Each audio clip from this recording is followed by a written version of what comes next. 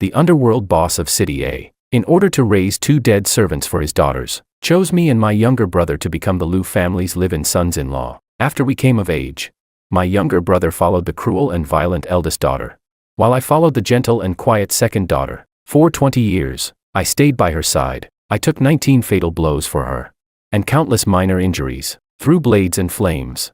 At a single word from her, I never hesitated. She loved my loyalty. Yet she never allowed me to touch her. I thought she despised the scars all over my body, and I never dared to overstep my place, until a car accident happened. The eldest daughter perished in the flames, on the night of the vigil. I saw the second daughter in the morning hall, holding my younger brother, his body covered in whip marks, crying with tear-filled eyes. She choked out, "These years, you've suffered. Finally, I can be with you." Only then did I realize, she had remained chaste all these years for my younger brother. Afterward, in order to be with Makoto, she decided to send me in exchange to the eldest daughter's household. She said to me, "Makoto has been tortured by my sister for so long. You're different. You've enjoyed so many good years with me. What's a few days of suffering?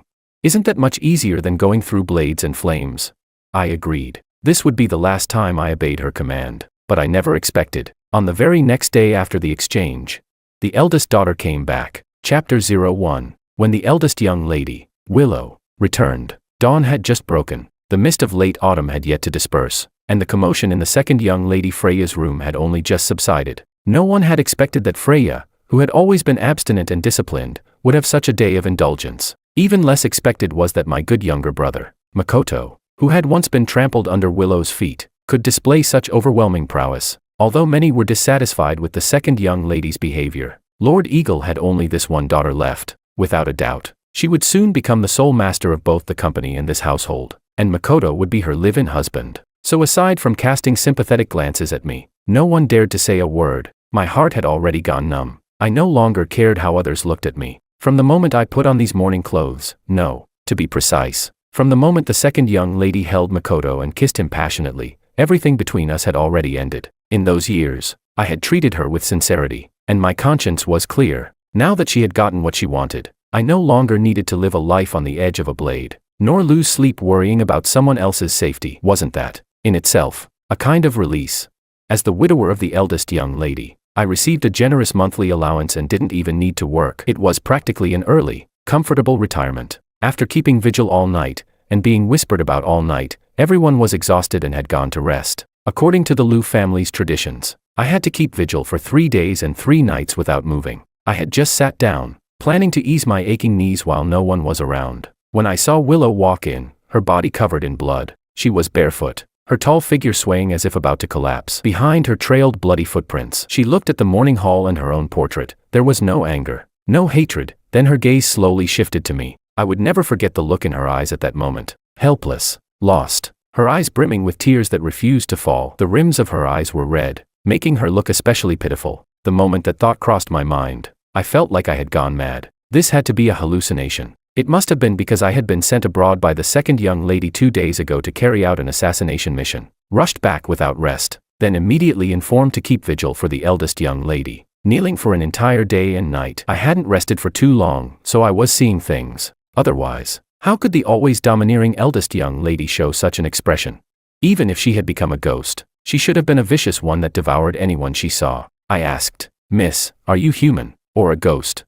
Willow walked toward me, but after only a couple of steps, she stumbled forward weakly. I hurried forward to catch her. Whether human or ghost, she was my wife. I couldn't let her fall flat on her face right in front of me. When she fell into my arms, I was even more stunned. Her body was warm. She was breathing. She was alive. I picked her up and drove her to the hospital. After a series of examinations, the doctor concluded that she had suffered a severe impact to the head, resulting in memory loss and cognitive impairment. She was now equivalent to a 6-year-old child. As for who we were, she had forgotten everything. I turned back to look at her, dressed in a hospital gown, her body wrapped in bandages of all sizes, her hair still stained with dried blood, but her face had been cleaned. Her delicate, striking features were like that of an angel, as if God had shown off his craftsmanship. Her clear eyes shifted between the candy a nurse had given her to comfort her and me, carrying a hint of pleading that had never once appeared in her gaze before. I rubbed my face, trying to clear my head. No matter what, it was fortunate that she had lost her memory. I wouldn't end up like Makoto. When I lowered my hands, she suddenly leaned in close to me. wrapping both arms around my neck. Her bare feet stepped onto my shoes, and I instinctively held her by the waist. She asked with concern, "Are you feeling unwell?" I still couldn't adapt to her current state. And no. "Miss, you should go back to bed. You need rest. I'll inform Lord Eagle that you're still alive." She blinked those beautiful almond-shaped eyes and asked, "You call me Miss? Is that my name?" "No, your name is Willow Lu. You are the eldest young lady of the Lu family in a city." She lowered her head, digesting the information for a moment, then looked up again. "Then what's your name? Who are you? Are you my brother?" At such close distance, in such an intimate posture, Freya had never been this close to me. Even though she looked innocent and harmless now, I couldn't help recalling her former cruelty, fearing that in the next second my throat might be slit open. I lifted her in my arms and placed her back onto the hospital bed, covering her with the blanket. "I'm George, your husband." She grabbed me again. "What does husband mean?" For a moment, I didn't know how to explain it. In the Lu family, the role of a child-raised husband came in many forms. It could mean a personal bodyguard, a trusted aide, a death warrior, a plaything, or even a disposable tool to be discarded when no longer needed. They could treat us however they wished. If dissatisfied, they could replace us at any time, and we could never say no. At that moment, a passing nurse smiled and said, "A husband is someone who isn't related to you by blood, but will protect you and care for you for a lifetime." Willow nodded as if she half understood. Looking at me, her eyes curved into a smile. "I like husband." I was speechless. Chapter 2. Bang. The hospital room door was kicked open. I spun around abruptly the moment I saw Freya. Before I even had time to explain, a slap landed across my face. I hadn't rested for too long, my body was already at its limit. After taking that hit, my vision instantly went black. She was furious, and she had used full force. The taste of blood filled my mouth, and my cheek burned, the pain spreading all the way to my ears, triggering a sharp ringing. I could barely keep myself standing. "George, have you forgotten the rules? You're supposed to keep vigil for 3 days and 3 nights without moving. Yet you dare come to the hospital to slack off. My father came and couldn't find you, so he dragged Makoto over to keep vigil instead. He's already been kneeling for almost an hour. His body was long since ruined by Willow. He can't endure kneeling like that. Get back with me right now, and punish yourself by kneeling for 10 days and 10 nights. If you dare slack off again and drag Makoto into this, don't blame me for breaking your legs." Makoto had only knelt for an hour, yet I was supposed to punish myself for 10 days and 10 nights. Suddenly, a force from behind pulled me away. Right before Freya's disbelieving eyes, Willow slapped her across the face. The sharp crack echoed through the room. I froze in shock. "Willow, hit Freya for me." The sisters had always fought in secret. They had never come to blows openly before. After the first slap, Willow glanced at my already swollen cheek. Without hesitation, she raised her hand and slapped Freya again. Willow had trained in martial arts since childhood. Her strength was no joke, let alone Freya. Even I wouldn't be able to take those 2 hits. Freya staggered backward and crashed into a pile of medical equipment. She tried to steady herself, but the machines couldn't support her weight. They toppled over, and she fell to the ground with them. It took her quite a while before she managed to speak. "Willow, you're not dead." Willow ignored her. She turned back, cupping my face, her eyes full of distress. "If you dare hit my husband again, I'll break your legs." I stared at Willow in disbelief. She was protecting me. This was something I had never experienced when I was by Freya's side. Even when I worked for her and offended others, she would only side with them and punish me, just to distance herself and show how well she managed her people. Willow was clearly learning on the fly, but it fit her original personality so perfectly that if not for the word husband, I would have thought she had fully recovered. Freya had always been afraid of her elder sister. Although she was puzzled as to why Willow was treating me well, she didn't dare ask. She quickly apologized instead. "I'm sorry, big sister. I was just too anxious. I didn't mean it." Willow frowned. "Big sister? She's my younger sister."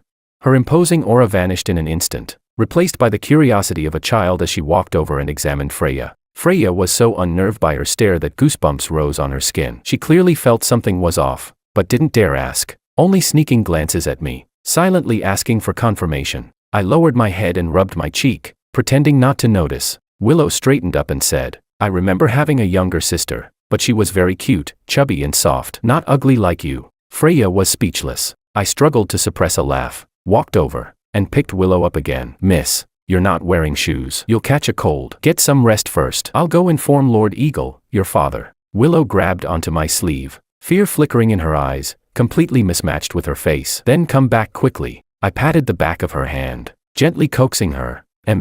I'll be back soon." I stepped out of the room. Freya followed me out and pressed, "What's going on with her?" I didn't hide anything. There was no point, she would find out sooner or later. She suffered severe trauma to the head. She's lost her memory right now. She only has the intelligence of a 6-year-old. Freya smiled. Well, that's interesting. Then realization hit her, and she added, then why did you let her hit me just now? In the past, you would have stood in front of me and protected me. I put on a helpless expression. Second miss, did you forget? You were the one who injured me first. I wasn't in any condition to help you. I pointed at the wound on the corner of my mouth. Freya glared at me. You call that an injury? I replied. Why wouldn't it count? I'm human too, she said. So you've grown bold. Now you know how to complain. She pinched my chin, her smile laced with amusement. Are you trying to compete for favor?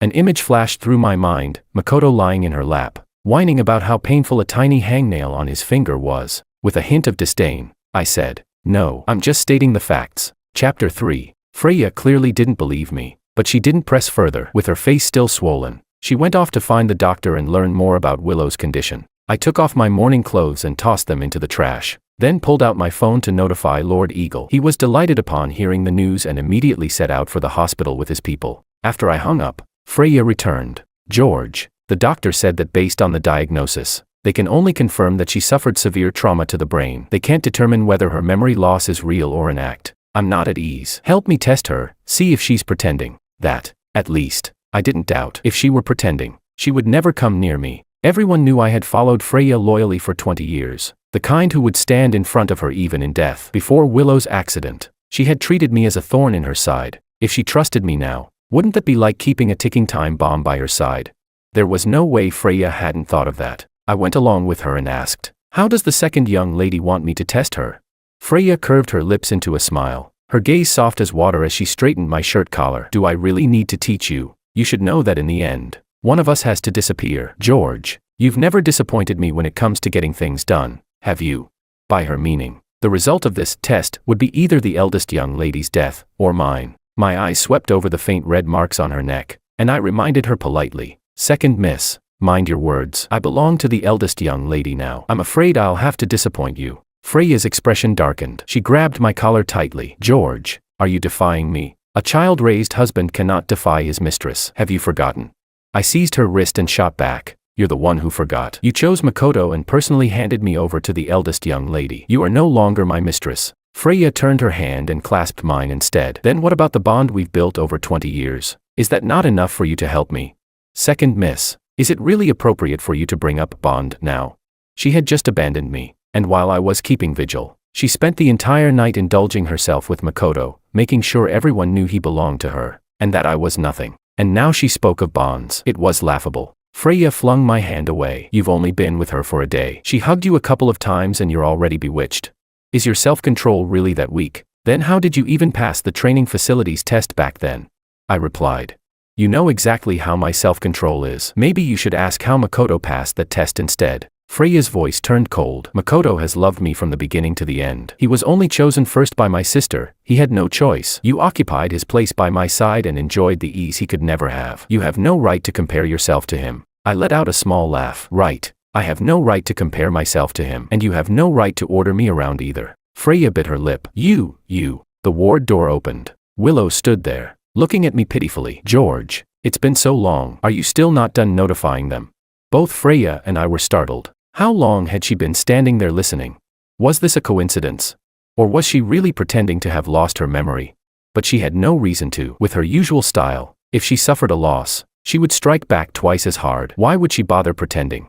At that moment, Lord Eagle arrived with his people. Freya shot me a warning glance and quickly went forward to greet him. I returned to the ward and first led Willow back to her bed. After learning about Willow's condition, Lord Eagle frowned deeply and coughed for quite a while. Freya admitted her fault. I'm sorry, Father. The body in the car was burned beyond recognition. I could only identify it through my sister's phone. I didn't expect to make a mistake. Lord Eagle raised his hand slightly. This isn't your fault. Have you found out who's behind it?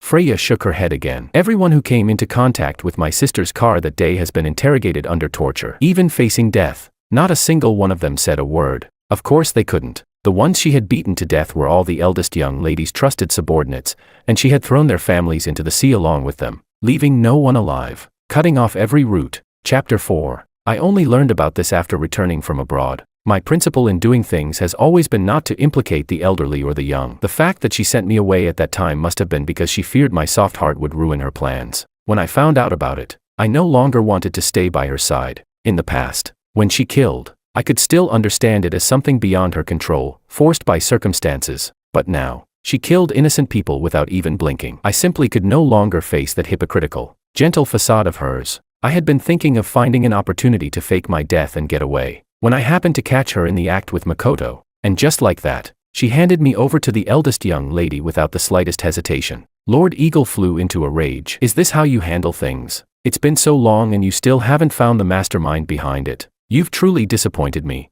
Everyone lowered their heads respectfully, not daring to even breathe loudly. I also lowered my head, when suddenly, a soft, warm hand slipped into mine behind my back. I turned around. Willow was biting her lip, looking frightened. Lord Eagle and the uncles present also noticed her fear. Every one of them found it unbelievable. In the past, she was the only one who would dare say, when Lord Eagle was angry, "Old master, getting angry won't solve anything." Their gazes unconsciously gathered on me. As for me, aside from what they jokingly called my hard-to-kill nature, saying I could practically be sworn brothers with the king of hell, I had nothing particularly outstanding in their eyes. Seeing her like this only made Lord Eagle more distressed. He said, "Investigate. This must be investigated thoroughly. I want to see who has the audacity to harm my daughter on my territory."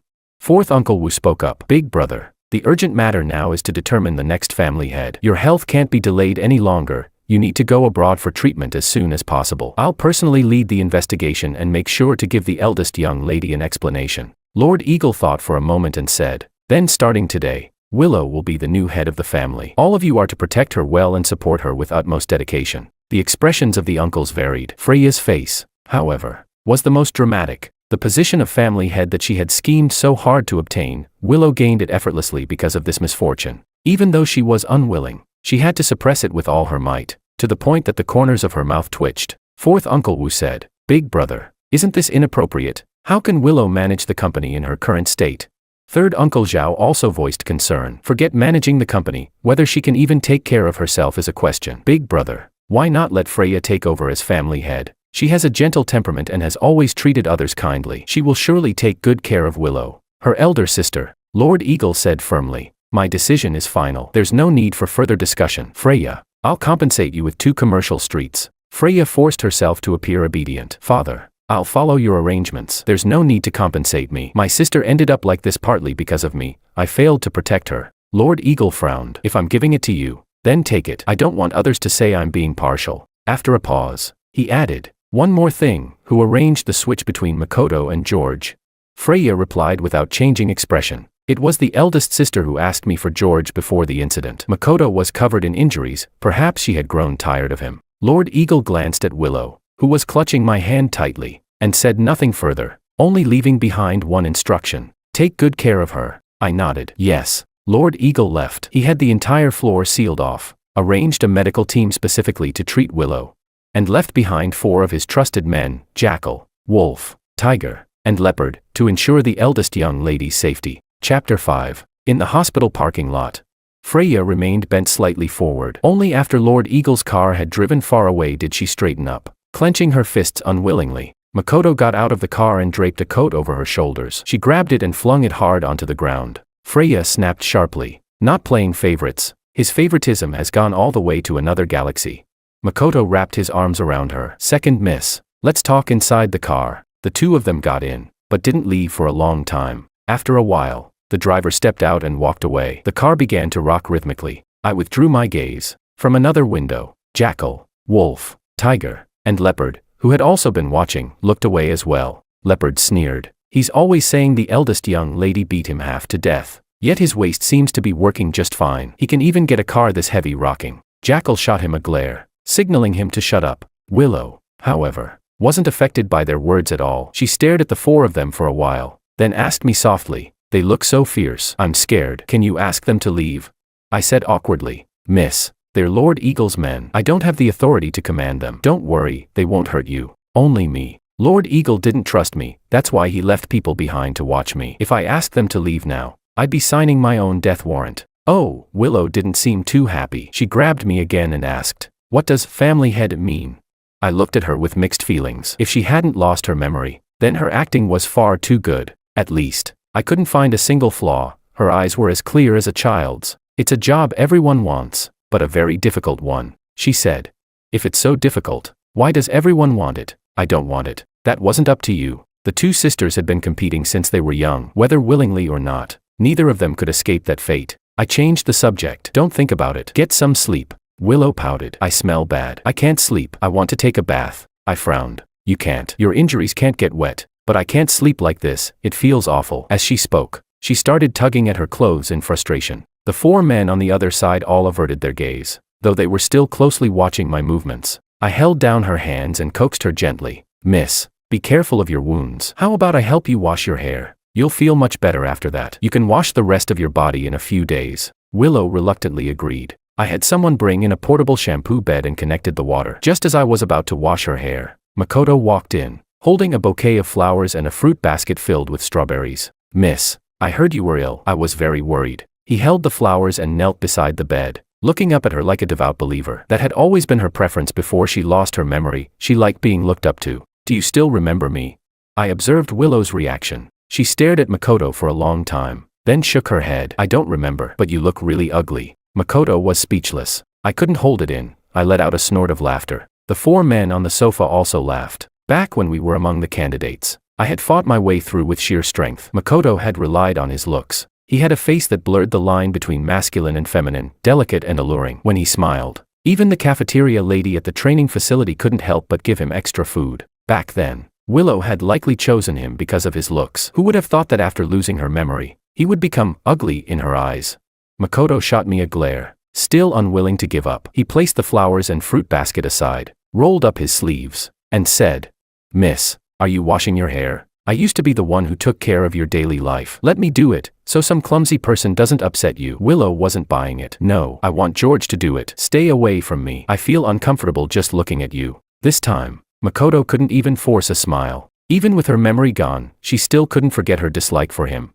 Chapter 6. He still didn't leave. He watched as I helped Willow arrange her hair, while she lay back on the chair, casually scrolling through her phone. I wasn't worried that Makoto would make a move against Willow. He wasn't as skilled as I was. He stood no chance if he acted. Not to mention, I had 4 others here backing me up. If he made a move, it would be a one-way ticket to death. Freya favored him so much. How could she possibly let him come here just to die? He was probably here to test things. He had spent 20 years by Willow's side. No one knew her better than he did. The reason I didn't tell him to get lost was because I wanted to see what kind of conclusion he could draw. Jackal didn't say anything either, likely thinking the same as I was. Makoto spoke up. Brother, you're doing this wrong. You should apply essential oil first and comb out the tangles. Hey, not like that. You can't put oil directly on the scalp. What can those hands of yours do besides killing people? As he criticized me, he squeezed me aside. Seeing that Willow didn't object, I stepped back. I really wasn't good at this kind of thing. Rather than accidentally hurting her and making her unhappy, it was better to let someone eager to serve take over. I had just handed the shower head to Makoto when he suddenly turned on the water. I hurried to adjust the direction, but it was too late. Willow was sprayed all over. She sat up, her expression instantly turning cold and sharp. My heart sank. So she was pretending. That bastard Makoto, he used me to test her. Makoto immediately put on a panicked face and grabbed a towel. Miss, are you all right? George, I told you you're clumsy and can't serve properly. I tried to help you out of kindness, yet you splashed water on me, and even got the miss soaked. That's going too far. Meeting Makoto's provocative gaze, I found myself unable to defend myself. Not only was I bad at serving, I was also bad at verbal battles like this. Makoto had cleverly blocked Jackal and the others' line of sight. Willow had been absorbed in her phone at the time. She definitely hadn't seen it. Now he was pleased with himself. Not only had he tested whether Willow had lost her memory, he had also used me as a pawn to eliminate a threat. I knew too many of Freya's secrets. If Willow had truly died, I might have survived as her widower. But now that she was alive, and I had disobeyed Freya, there was no way Freya would tolerate me. Last month, when I was hospitalized from severe injuries after saving Freya, I heard that when Makoto once poured water for Willow, he accidentally let a single drop fall on her shoulder. She had pressed his head into a lotus tank and suffocated him twice before letting him go. And now Willow was drenched, her hospital gown soaked through, her hair dripping wet. With her temper, I would probably be thrown into the Pacific Ocean to feed the sharks. I lowered my head. I'm sorry, miss. I didn't mean it. I'm willing to return to the training facility and take 100 lashes as punishment. Please forgive me. This was the only way out. If she acted personally, I would definitely die. After taking the punishment, I could fake my death and escape. From then on, the conflict between the two sisters would have nothing to do with me. Just as Jackal was about to take me away, Willow suddenly stood up. She grabbed Makoto and slammed his head into the basin, turning on the water and dousing him. Frowning, she said, "I saw you, and you're still blaming George. You're a bad person, a terrible one." "It wasn't me, miss. It was George, not me." He was certain Willow hadn't seen anything, but Willow insisted. "It was you. It was you." She didn't just pour water, she wrapped the hose around his neck and pulled it tight. Makoto didn't dare struggle. Terrified, he dropped to his knees. "Miss, spare me. I know I was wrong." Willow glared at him. "If you know you're wrong, then apologize." "I'm sorry, miss." "Not to me." Makoto's face turned red from suffocation, veins bulging in his bloodshot eyes. He turned toward me. "I was wrong, brother. Please spare me." Jackal, the others, and I were all stunned. What kind of absurd turn was this? I had thought I was the one doomed to die, but instead, it was Makoto. Willow didn't even mention being drenched herself, she was actually standing up for me. Now I was certain she had truly lost her memory. Otherwise, she would never have done something like this. As Makoto's eyes began to roll back, I strangely calmed down. Jackal called Wolf over to try to intervene. Even when beating a dog, one must consider its owner. Makoto belonged to Freya, Willow could act, but they couldn't simply stand by and do nothing. But Willow didn't let go. She ignored their words entirely, staring stubbornly at me, waiting for me to speak. Jackal was at a loss and turned to look at me as well. Makoto's eyes were bulging, his tongue hanging out, unable to utter a single word. But I wasn't about to say anything like, "I forgive you." I had never harmed him, yet he tried to put me to death. Then he should bear the consequences of his failure. Chapter 7. At that moment, Freya rushed in. "Big sister, Makoto is mine. What did he do for you to want to kill him?" Willow still didn't let go. She looked at Makoto curiously and asked, "He's yours? Then why did he say he used to serve me?" Freya stared at Makoto nervously. "He used to be. Now he's with me. Please let him go." "Oh, I don't mind if you like picking up things I've discarded. But he did something wrong. He got me all wet and bullied George. Shouldn't he be punished?" Without hesitation, Freya said, "Big sister, I'll apologize to you on his behalf." Willow shook her head. "George hasn't forgiven him yet." Freya glared at me. "George, it's not a big deal. Just say something and let big sister release him." Not a big deal. If Willow hadn't lost her memory, the one about to die right now would be me. I didn't have Makoto's luck. No one would come rushing in to defend me. Willow spoke for me instead. "If a dog bites someone, the owner apologizes on its behalf. Is this how you apologize?" Freya clenched her teeth, stepped closer to me, and lowered her voice. "George, I didn't treat you poorly before. Can you really bear to let me suffer this humiliation?" So apologizing to me was humiliation. Was I that lowly in her eyes? No wonder every time I risked my life for her and came back from the brink of death, all she ever said was, "Well done." I replied coldly, "The eldest young lady isn't someone I can control." Then I turned and added, "Miss, your hand must be getting tired, right? There's no need for you to do such rough work yourself. Just give the order, I'll do it." But Willow said, "No, you're my husband, not a servant. I wouldn't bear to let you do something so dirty." I froze for a moment. A warmth I had never felt before flowed through my chest. Tilting her head, Willow looked at Makoto and said, "His neck isn't made of iron, right? You're not even in a hurry. If it snaps, can it be welded back together?" Freya shot me a vicious glare, then lowered her head. "I'm sorry, George. I apologize on Makoto's behalf." Willow finally let go. She wiped her hands in disgust on Jackal's clothes, then threw herself into my arms, her arms looping around my neck, her long, toned legs wrapping around my waist. Pouting, she said, "George, I'm scared of that bad guy. He's so disgusting." I was speechless. Jackal, wolf, tiger, and leopard were equally speechless. Who exactly should be afraid here? Willow added, "But for some reason, hitting him felt so natural. It must be because he's too ugly. Otherwise, I'm such a good girl, why would I hit anyone?" I laughed and played along. Yes, you're the best behaved." Makoto, who had nearly died, was utterly speechless. Freya helped Makoto out. Now, when Jackal and the others looked at me, there was even a hint of respect in their eyes. Honestly, I felt a bit overwhelmed. Escaping was no longer possible. I could only take things one step at a time. Holding Willow, I didn't even know where to put my hands. I could only support her with my wrists under her firm hips. Her clothes were soaked, the dampness and her body heat seeped through my shirt, making it feel as if our skin was pressed together. Stirring restless thoughts, Jackal and the others tactfully moved to the corner, facing the wall. I forcibly suppressed any inappropriate thoughts and said calmly, "Miss, You need to change your clothes immediately. Your wounds also need to be treated again. Let go of me first. With a smug expression, she asked, so can I take a bath now? I was about to say no when she suddenly straightened up and pointed at the phone on the floor. It says there, if you mistreat your wife, wealth will never come. If you mistreat your husband, illness will follow for life. If you don't let me bathe, you'll never get rich. The corner of my mouth twitched, so that was what she had been so absorbed in on her phone. Looking at her eyes filled with pleading, I finally gave in. All right, I'll arrange it. Chapter 8. I went out to ask a female caregiver and a nurse for waterproof dressings, planning to cover her wounds before helping her bathe and change clothes. But the moment they entered, Willow drove them out. I don't want you. Go away. George. I hurried back into the room. Miss, what's wrong? Willow curled up on the chair. I don't want strangers to bathe me. I'm scared. Daughters of the Liu family had faced danger since childhood. They trusted no one around them, especially at moments like bathing or sleeping, when their vulnerabilities were exposed. That was precisely why the Liu family trained child-raised husbands so rigorously. But I had only been hers for a single day. Our relationship hadn't reached the point where I could bathe her. Even Freya had never allowed me that. She only ever had me stand outside the bathroom to guard her safety. I walked over, crouched in front of Willow, and coaxed gently, Miss, it's not appropriate for me to bathe you. They were chosen by Lord Eagle. They're absolutely safe. Let them help you while I wait outside. All right. Willow pouted, looking wronged. You're bullying me. You're not a good husband. I thought of how she had just protected me. Making her feel wronged now felt like betrayal. I asked, are you sure you want me to do it?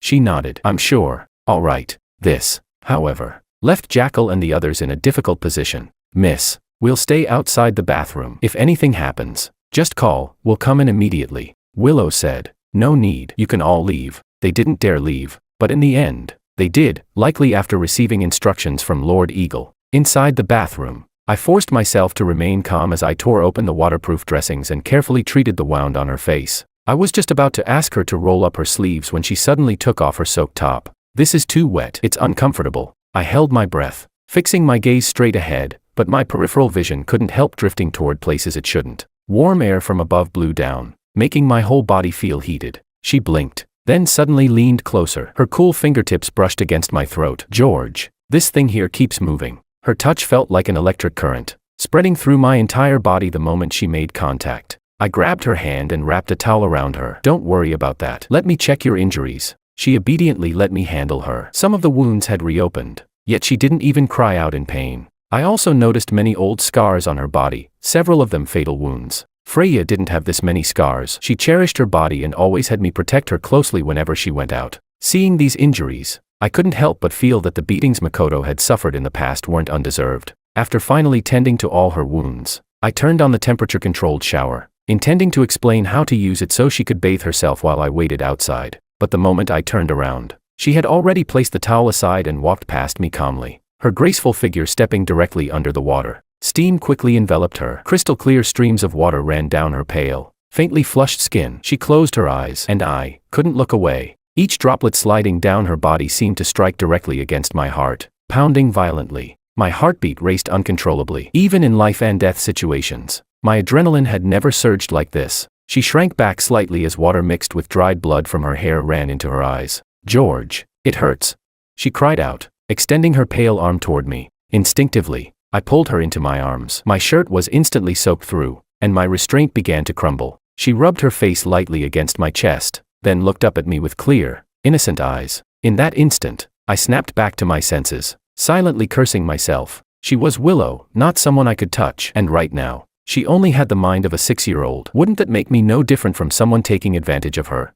I clenched my fists, then slowly let her go, forcing calm into my voice. I'll help you wash. I carefully washed her hair. As for the rest, I rinsed it quickly and efficiently, finishing as fast as possible before wrapping her in a bathrobe. I called the nurse back in to rebandage her wounds, while I stood behind her and dried her hair. That single bath had nearly drained all my strength. After the nurse left, I tucked her into bed. Go to sleep. Then I turned and walked into the bathroom, turning the cold water on full. Chapter 9. By the time I finished showering and came out, Willow was already asleep. Her bathrobe hung loosely, unable to conceal her alluring curves. I only glanced at her briefly, but the 40 minutes of cold water I had endured were rendered completely useless. Grinding my teeth, I covered her properly with the blanket, then took my phone and stepped out of the room. Just as I was about to call home to have clothes delivered, Leopard walked over carrying 2 bags and handed them to me. I wasn't surprised. Since they couldn't openly protect the eldest young lady, they had clearly switched to surveillance. Seeing the mischievous grin on Leopard's face, I glanced at my bathrobe and said, "Don't even." "I know." He handed me a cigarette. "You took a 40-minute cold shower." We were timing it. I was speechless. "Please help me pass a message to Lord Eagle," I said. "I won't do anything to harm the eldest young lady." He nodded, then added, "That kind of thing doesn't count as harm. The eldest young lady isn't someone who hasn't had child-raised husbands before. The fact that you could bathe with her and still hold back, we all respect you for that." He gave me a thumbs up. I gave a bitter smile. Willow's brutality was well known, so were her beauty and figure. My self-control was as fragile as gauze in front of her. I couldn't let something like that happen again. She would regain her memory sooner or later. I would eventually find a way to leave. There were lines between us that must never be crossed. After changing clothes, exhaustion hit me hard. With Jackal and the others guarding the place and the entire floor sealed off, I drew the curtains to block out the harsh afternoon sun, wrapped myself in a blanket, and lay down on the floor to sleep. After about 2 hours, I received a voice message from Freya. "George, I know you're angry with me because I chose Makoto and gave you up, but that doesn't affect your place in my heart. You've always been the person I trust most." Before she could finish, Makoto's voice interrupted from the other end. "Heh, when she was cold and cruel, she beat me. Now that she's lost her mind, she knows how to protect people, and she's still beating me. Why? I want George dead." Freya snapped. "Can you stop talking?" The voice message was quickly withdrawn. A moment later, she sent 2 more messages, basically urging me, from the standpoint of our past relationship, to keep my mouth shut and not say anything I shouldn't. I let out a mocking laugh, turned off my phone, and went back to sleep. We ended up sleeping until dawn. When I woke up, Willow was still asleep. I located the listening device and said softly, "Prepare breakfast for the eldest young lady." Soon, there was a knock at the door. Willow's eyes snapped open instantly. There wasn't the slightest trace of drowsiness. Even with her memory gone, the vigilance ingrained in her bones hadn't disappeared. I quickly reassured her. "It's fine. There's no danger. It's just breakfast." She looked at me, blinked, relaxed, and burrowed back under the blanket. Outside, Leopard stood with 2 breakfasts in hand, his expression dark. "Who told you surveillance was meant to be used like that? I can't exactly wake her up just to ask for food, can I?" Leopard was speechless. I took the breakfast and placed it on the table, laying out her portion one by one. It had been specially prepared by a nutritionist, rich and well-balanced. "Miss, your meal is ready." She lifted the blanket and sat up. The bathrobe had somehow turned into a deep V-neck, off-shoulder style, but she still looked a little dazed, her hair fluffy and slightly messy. There was an innocent allure to her that was almost too much. "Miss, here are your clothes." I turned slightly and handed them to her. There was a rustling sound. "I'm done." When I turned around to look, the top was on backwards, the buttons misaligned, and she wasn't wearing any undergarments. The shape beneath the fabric was even more noticeable than when she wore the bathrobe. Holding up a white lace bra to her head, she asked, "Is this a new kind of bow?" The veins on my forehead throbbed. I turned toward the listening device and snapped, "Who the hell bought these clothes? She's mentally 6 years old. Why would you send something like this?" From the next room came Leopard's roar. "I had someone at the house send them over. How would I know what's inside? She may be 6 mentally, but she's still the eldest young lady. What? Do you expect her to wear children's clothes? Send over something sporty, now, immediately." The sound of a door slamming came from the other side. I exhaled heavily, then turned back, forcing a smile. She frowned slightly, her eyes reddening. "George, did I do something wrong?" My heart softened. No, someone else did, but she couldn't stay like this forever. I stepped forward to fix her clothes. Feeling the soft lace beneath my fingers, I steeled myself, closed my eyes, and tried to help her put it on. But with my sight gone, my sense of touch became even sharper. Every nerve in my body tightened. No matter how careful I was, contact was unavoidable, and just as I lifted my head, my lips seemed to brush lightly against hers. My mind exploded into blankness. Chapter 10. At that very moment, for some reason, Willow leaned in again. Our lips met once more, and my blood surged uncontrollably. I stumbled back 2 steps and, with what little rationality I had left, rushed out of the ward. I asked the nurses to help her get dressed and check her wounds. While I stood outside smoking a cigarette, 2 nurses walked out, not noticing me by the trash can at the corner, chatting softly. "Her figure is amazing, and her skin is so elastic, so fair and smooth. I'm so jealous. And her lips are so attractive, the kind people online say are perfect for kissing. How can someone be this flawless?" My hand trembled. Damn it, don't think about it. But the images still forced their way into my mind. I stood there frozen for a long while, only snapping back when the cigarette burned my fingers. I quickly extinguished it. When I returned to the ward, Willow was already dressed and sitting obediently at the table, eating. I sat down by the sofa and opened a simple meal. George, come eat with me. Your breakfast looks awful. I'm used to it. You go ahead. Willow frowned. No, I want you to eat with me. Give that one to those 4 over there. If you don't agree, I won't eat either. The eldest young lady's breakfast was indeed lavish, more than enough for both of us. I gave in, sat beside her, and said toward the listening device at the foot of the bed, "You heard her, the miss said you can have it." After a moment, Leopard walked in again, looking displeased. He took my meal, placed down a suitcase, and said, "Thank you, miss." Willow blinked, puzzled. "Why does he come in when you talk over there?" "It happened just now too. They're monitoring us," I explained. "Don't worry, it's your father looking out for your safety. They won't hurt you."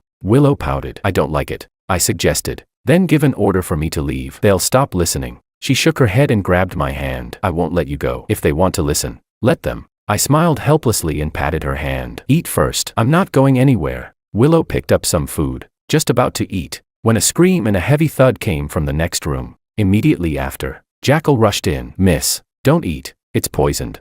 I knocked the food from Willow's hand and pulled her away from the table. "What happened? Didn't you test the food?" I demanded. Jackal lowered his head in guilt. "We didn't. It was sent by Lord Eagle's chef." "I'm sorry, miss, it was my negligence." Willow looked a bit lost. I issued the order in her place. "Call someone to test it immediately. Inform Lord Eagle. Detain everyone who came into contact with the food." "Yes." Half an hour later, new food was delivered, but Willow had already lost her appetite. After testing, it turned out her food was fine. It was mine that had been poisoned. At any time, only her food would be checked. Mine never was. That wasn't considered negligence. Leopard had unfortunately become the scapegoat. He was rushed to emergency treatment, but they couldn't save him. Lord Eagle personally came to the hospital again and asked to see me alone. He said, "Because of you, Leopard lost his life. The 4 of them have been with me since they were 5 years old, 20 years now. They're like my sons." I knelt on the ground. "Lord Eagle, my condolences." He asked, "Do you know who did it?" It felt like something Makoto would do, but before I could speak, Freya knocked on the door. "Father, I've found out who poisoned the food. Come in." I stood aside to make room as Freya's men carried in a body. It was one of the kitchen workers responsible for preparing meals. Her face was darkened, lifeless, the exact same condition as Leopard. Freya said, "She was punished by my sister before and held a grudge. When she heard that my sister was ill, she planned to poison her. But since the eldest sister's food is handled by your people, she had no opportunity, so she poisoned George's food instead. When I found her, she confessed personally, but she was afraid of being tortured, so she took poison in advance. Makoto and my men can all testify." Chapter 11. Makoto stood at the doorway with his arms crossed, leaning against the frame, looking at me with a half-smile. His gaze was full of provocation, as if to say, "Even if I want to kill you, Freya will protect me." Lord Eagle let out a sigh. "Well done. You may leave." Freya cast me a deep, unreadable glance before turning and walking out. When the room was left with just the 2 of us again, Lord Eagle spoke once more. "You're not suitable to remain by Willow's side, but right now, she depends on you. The doctor said her brain must not be stimulated further, so I won't touch you. I'll give you a task. Help her recover her memory as soon as possible. Protect her safety the way you used to protect Freya. When it's done, I'll give you $50 million and send you abroad." I almost said, "Those are 2 separate tasks," but the money was enough, and more importantly, I had no choice. "Yes, Lord Eagle." When I looked up, I saw him retract the miniature pistol hidden inside his cane. When I returned to the ward, Willow still hadn't eaten. I touched the plate. It was still warm, so I coaxed her. "Miss, eat something. You're injured. You need proper nutrition." Willow came over and climbed into my arms. "George, how can you not be scared at all? Someone tried to kill you." I was so frightened. "Was it that ugly man from yesterday?" Her intuition was sharp, but I couldn't admit it. In case she did something to provoke Freya again. It wasn't him. The culprit has already been caught. "Don't worry." Willow looked up at me. "George, they all seem to be afraid of me. That means I can protect you. If anything happens to you in the future, don't be afraid. If someone bullies you, fight back. If you can't win, tell me, I'll fight for you." Looking at her serious expression, a warmth spread through my chest. All my life, people had only told me how to protect the Liu family's daughters, how to endure, how to prioritize the bigger picture. No one had ever told me that I should be protected too, that if I was wronged, I should fight back. At that moment, I realized that I might never forget this dreamlike period of time, this girl who clung to me like a child, yet warmed my heart, but it was a pity. She would eventually regain her memory, and when she did, she would surely regret ever lying in the arms of someone she once considered a thorn in her side, softly saying she would protect me. When that time came, she would kill me without hesitation. I asked, Do you really want to protect me? Willow nodded firmly. Yes, I said. Then, can you become the way you used to be? She looked confused. What was I like before? Very powerful. Everyone was afraid of you. You're already the head of the family. If you go back to how you were before, no one will dare bully me, she said. Okay, teach me, what should I do? Over the next few days, I gathered videos of Willow attending events, studying her past gestures, speech patterns, expressions, and demeanor. I forced myself to relearn who she used to be in the shortest time possible. Then I watched with her and slowly taught her. I didn't remove the surveillance, nor did I hide anything from Lord Eagle. I explained to him that this would help her recover her memory. Lord Eagle didn't object, as long as it doesn't stimulate her brain and worsen her condition. Do as you wish. Jackal and the other three will follow your orders. Thank you, Lord Eagle. Willow learned quickly. After all, those traits were ingrained in her. It only took a slight push for them to resurface. And she was truly adorable. One second she would be cold and regal like a queen. The next, when I told her to take a break, she would immediately pounce into my arms, clinging like a koala, acting spoiled in a soft, childish voice. George, I'm tired. Massage my shoulders. So I did. Then she said, massage my face, puffing out her cheeks. I couldn't help but chuckle, cupping her face and gently kneading it. And here too, she puckered her lips, her bright black eyes closing, her lashes long like butterfly wings. I sighed. Have you been looking at something you shouldn't on your phone again? She panicked and hid the phone behind her back. No. I held out my hand. Hand it over. Pouting pitifully, she reluctantly gave it to me. I had set her password, so I unlocked it easily. Turns out, it was idle dramas. This kind of thing will rot your brain. It's not suitable for kids. If you want to watch something, tell me. Kids should only use phones under adult supervision. Understand?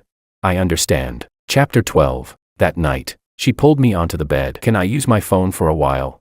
You can. I watched as she opened the browser and skillfully searched for husband and wife. A flood of intimate relationship content appeared, and she began reading it with great interest. I immediately snatched the phone away. You can't look at that, she accused me. You're not a good husband. You never hold me while we sleep. I was speechless. She said confidently, if you won't let me watch, then you have to hold me while we sleep tonight. No. She asked. Why not? Aren't you my husband?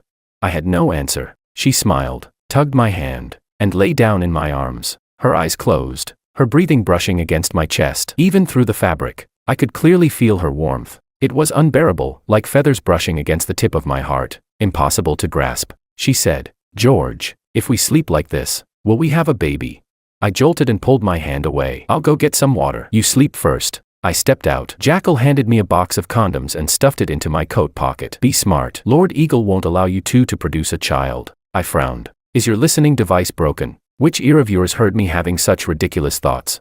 People like us had no right to let the eldest young lady become pregnant. If she hadn't lost her memory, she would never have said something like that. Her child would be the next family head, and the father of that child had to be someone of high status. Even Willow and Freya didn't share the same mother. When I returned to the room, Willow was already asleep. I pulled out a blanket and went back to sleeping on the floor. I had just closed my eyes when Willow got off the bed and crawled into my arms. Smelling the faint scent of shampoo from her hair, I let out a helpless sigh. The weather was turning colder. How could I let her sleep on the floor with me? I carried her back onto the bed. She grabbed onto my clothes and murmured, George, do you not like me?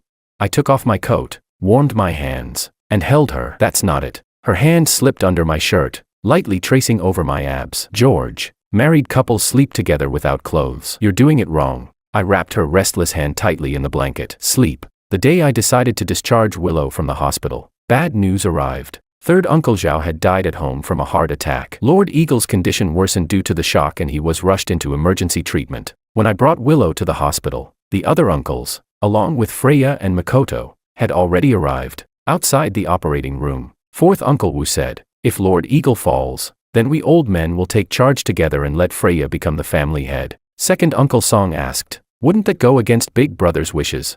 Fourth Uncle Wu said coldly, then what else can we do? Willow hasn't recovered yet. If we let her manage the company, wouldn't people laugh at us for being led by a fool? I wouldn't even have the face to go out anymore. I leaned close to Willow's ear and quickly fed her a line. She memorized it, her expression turning cold. Killing intent naturally surfaced in her eyes. She said icily, Fourth Uncle, who are you calling a fool? The reason you've lost face isn't because of that, is it? Isn't it because your son's orientation was exposed, and your daughter-in-law gave birth to 2 children, one black, one white, neither of them your Fu family's blood? Why blame others?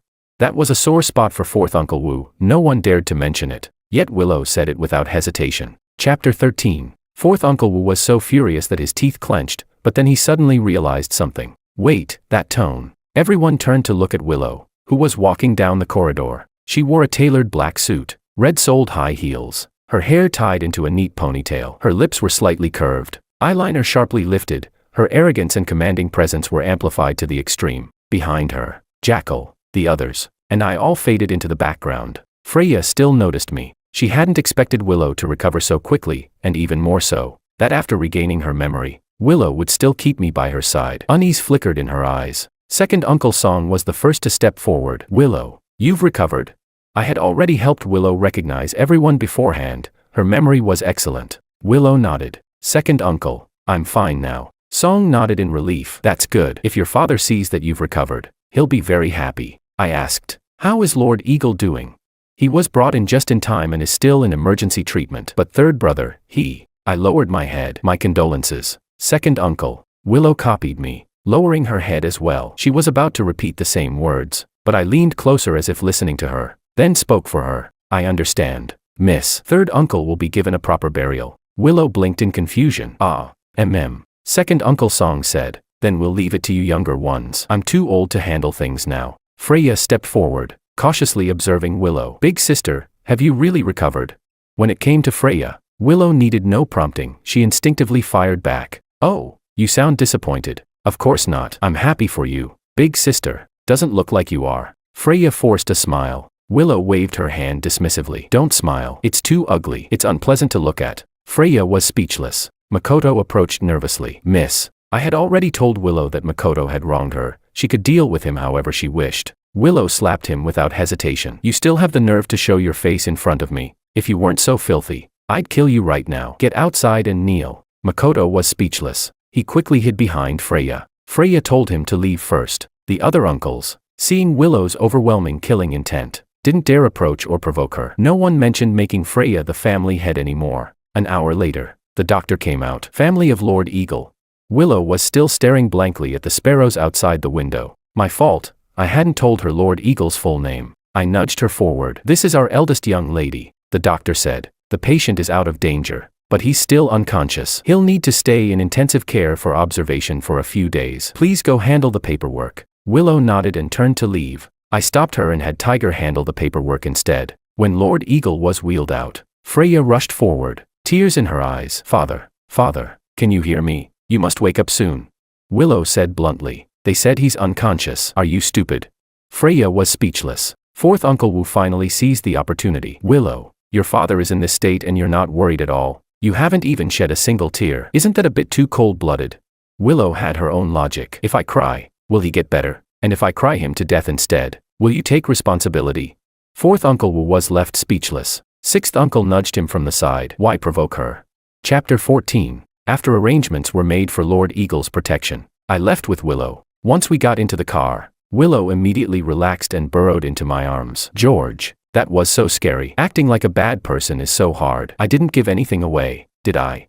Seeing her act spoiled in that outfit, even Jackal, who was driving, couldn't help but let his hands tremble slightly. I was mentally stronger than him. After spending so much time together recently, I had gotten used to it. I patted her head. No, you did very well, Willow said softly. If I could, I really wouldn't want to be a bad person anymore. She leaned against my shoulder. If I weren't the eldest young lady anymore, would you still be my husband? I wrapped an arm around her shoulders. There's no if, miss. Get some rest. Tonight we still have to attend third uncle's vigil. She gave a muffled clearly unhappy, and didn't speak to me again afterward. As soon as we arrived at the company, Freya followed right behind us. She said, Big sister, while you were ill, Father asked me to manage the company. Let me brief you on the recent key operations and financial situation. I pressed the elevator button for Willow and replied, there's no need to trouble the second young lady. We can directly coordinate with the heads of each department. Freya still had a smile on her face, but her eyes had already darkened. When the elevator arrived, Jackal blocked her outside. Inside the elevator, Jackal spoke in a low voice. The assistant who stayed with Lord Eagle last night told me, before he collapsed, he was reviewing the accounts from third uncle's branch company. After something happened, he noticed discrepancies and hid the records. I said, have him send it to the eldest young lady's email. When we reached the office, Jackal and I split up. Wolf and Tiger went to deal with the company's mess, while Jackal and I reviewed third uncle's accounts. Willow's task was simple: stay obedient and rest. 2 hours later, Wolf came back cursing. The company's accounts are a complete mess, and operations are in chaos. Whoever we ask just apologizes but can't explain anything. Push them a little further and they resign. In just these 2 hours, over a dozen management staff have already left. The company is practically paralyzed. We called clients, either they don't pick up, or they answer just to curse at us and demand repayment. In short, we made zero progress in 2 hours. All we got was frustration and a $50 million debt lawsuit. Tiger's face was dark. I don't even need to think to know this is the second young lady's doing. Wolf gritted his teeth. How long has it even been since something happened to the eldest young lady? And she already dares to hollow out the company right under Lord Eagle's nose. What exactly is she trying to do? I said gravely. This didn't start in the past few days. We just reviewed the accounts. This has been going on for over a year. Back then, it was carefully concealed. If not for the eldest young lady's accident, her company suddenly losing funds, nearing bankruptcy, and then being merged into the main company, it wouldn't have caused such obvious discrepancies now. The earlier manipulations wouldn't have been so easy to detect. Jackal added. The eldest young lady's company had no operational issues the moment she died. Its cash flow collapsed. It must be related to the second young lady. She must have assumed the eldest young lady was dead and that Lord Eagle would leave the country in grief, making her the next family head. That's why she relaxed and allowed so many holes to appear in the accounts. Before this, fourth Uncle Wu was managing the company. Her influence must have already extended into it long ago. You should know something about this, shouldn't you? Chapter 15. I shook my head. Although I've always stayed by the second young lady's side, there are many things she deliberately kept from me. For example, when fourth Uncle Wu came to discuss matters with her, or when she attended business engagements with senior executives. Also, large sums of money would mysteriously appear in her accounts. Jackal frowned. Large sums of money? Could it be related to the losses from third uncle's company? Tiger asked. What do you mean? Third uncle gave all his company's money to the second young lady. He's not even that generous to his own children. Could she be his? Jackal smacked him on the head. What nonsense are you talking about? If Lord Eagle were here, you'd be punished again. Wolf flipped through third uncle's accounts. At first glance, there's nothing wrong. His company has been losing money for a year. Everyone knows that. And so does Lord Eagle. I explained. It looks fine at first glance, but take another look at these. Jackal and I pulled out expense records from a year ago and had the household retrieve surveillance footage from the same period. When everything was laid out together, the problem became obvious. Wolf inhaled sharply. Their guts are unbelievable. Whenever third uncle's company suffered losses, he would go to Lord Eagle, acting pitiful and pleading for funds. He used various tricks to get Lord Eagle to approve money to cover the deficits. Meanwhile, he coordinated with fourth uncle, adding an extra zero to the approved amount, deceiving Lord Eagle and siphoning assets from the main company. Now, third uncle's company was still on the brink of collapse, and the hole in the main company's finances was far beyond repair. These chaotic accounts and the employees' evasive behavior were all meant to confuse us, to prevent us from quickly grasping the extent of the problem. Once Willow officially took over the company, they could shift all the blame onto her, making her the scapegoat for destroying the Liu family's century-old legacy. Tiger gritted his teeth. So Lord Eagle didn't collapse from grief over third uncle's death. He was furious. What do we do now? Lord Eagle is unconscious. The eldest young lady hasn't fully recovered. If the company collapses now, Jackal said, with third uncle's accounts, the surveillance footage, and the assistant's testimony, the eldest young lady can clear her name. But this only implicates fourth uncle. It doesn't tie the second young lady in. If only we could figure out the source of that large sum of money in her accounts. A memory surfaced in my mind, and I spoke. Before the eldest young lady's accident, the second young lady sent me abroad to assassinate the CEO of Arion Tech, President Ku. She said he had scammed her out of money. Jackal tensed. Don't tell me you killed a key witness.